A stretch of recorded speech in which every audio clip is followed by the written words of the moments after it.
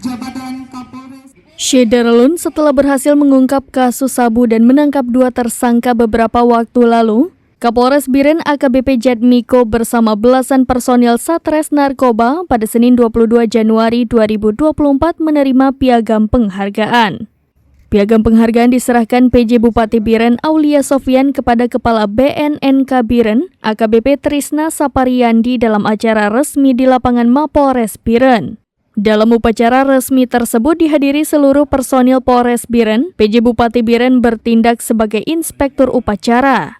PJ Bupati Biren Aulia Sofyan menyerahkan piagam penghargaan kepada Kapolres Biren AKBP Jatmiko, Kasatres Narkoba AKP Fauzan Zikra dan belasan personil Sat Narkoba lainnya. Kemudian, Kepala BNNK Biren AKBP Trisna Sapariyandi juga menyerahkan piagam penghargaan kepada Kasatres Narkoba AKP Fauzan Zikra dan belasan personil Satres Narkoba lainnya. Penghargaan tersebut diberikan atas prestasi pengungkapan peredaran dan jaringan narkotika jenis sabu dan ekstasi.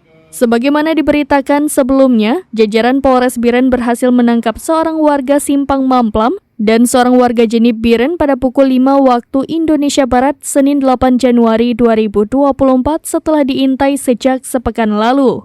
Selain menangkap 2 warga di 2 tempat berbeda, aparat penegak hukum juga berhasil mengamankan dan menyita barang bukti berupa sabu seberat 28.528,52 gram sabu serta 5.000 butir ekstasi. Apresiasi penemuan 28 kilo dan 5.000 butir ekstasi itu luar biasa.